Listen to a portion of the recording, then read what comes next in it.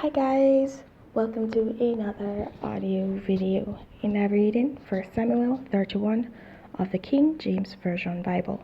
And it reads, Now the Philistines fought against Israel, and the men of Israel fled from before the Philistines and fell down slain in Mount Gilboa. And the Philistines followed hard upon Saul and upon his sons, and the Philistines slew Jonathan and Abinadab,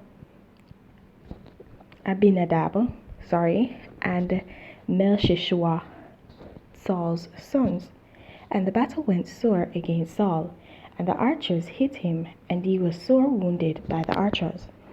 Then said Saul unto his armor-bearer, Draw thy sword, and thrust me through therewith, lest these uncircumcised come and thrust me through, and abuse me. But his armor-bearer would not, for he was sore afraid. Therefore Saul took a sword and fell upon it. And when his armor-bearer saw that Saul was dead, he fell likewise upon his sword, and died with him. So Saul died, and his 3 sons, and his armor-bearer, and all his men that same day together. And when the men of Israel that were on the other side of the valley, and they that were on the other side of Jordan, saw that the men of Israel fled, and that Saul and his sons were dead, they forsook the cities and fled, and the Philistines came and dwelt in them. And it came to pass on the morrow, when the Philistines came to strip the slain, that they found Saul and his 3 sons fallen in Mount Gilboa. And they cut off his head, and stripped off his armor, and sent into the land of the Philistines round about to publish it in the house of their idols and among the people. And they put the armor in the house of Ashtaroth, and they fastened his body to the wall of Bethshan. And when the inhabitants of Jabesh Gilead heard of that which the Philistines had done to Saul, all the valiant men arose and went all night and took the body of Saul and the body of his sons from the wall of Bethshan, and came to Jabesh and burnt them there. And they took their bones and buried them under a tree at Jabesh, and fasted 7 days. Alright guys, so this chapter very short, very straightforward. This chapter explains the death of Saul, what actually took place.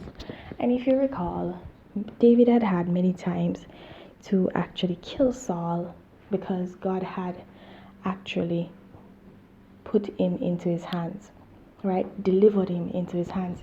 But he did not kill him, because he said he's the Lord's anointed, and the Lord would deal with him in his own time, and death will surely come to Saul, because Saul kept chasing him and he did him no ill will. And here we see where Saul killed himself. A very bad way to go, but he did. And he did not go at anyone's hands, but his own.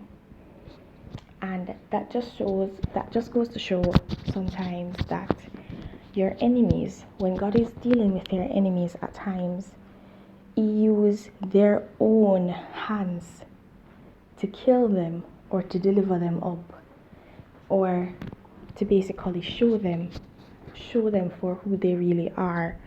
You do not need to seek vengeance. You do not need to do anything.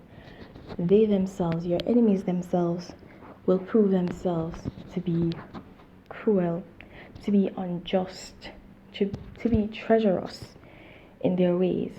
They will expose themselves to everyone. And here it is where Saul killed himself. David had to do nothing to him but continue being the God-fearing man that he was, and putting God at the forefront of his life. And I just want to encourage you all to do that. Just leave your battles to God and let him do the rest. Okay? Alright guys, so that's it for this. Please remember to like, subscribe, and hit that notification so you're alerted whenever a new audio video is posted. And guys, please remember to share your thoughts, your comments, and your revelations down below in the comment section. Have yourselves a blessed day. Remember to keep your salvation. And if you've not yet gained it, then seek it. There's no better time than the present to begin. Have yourselves a blessed day. Bye.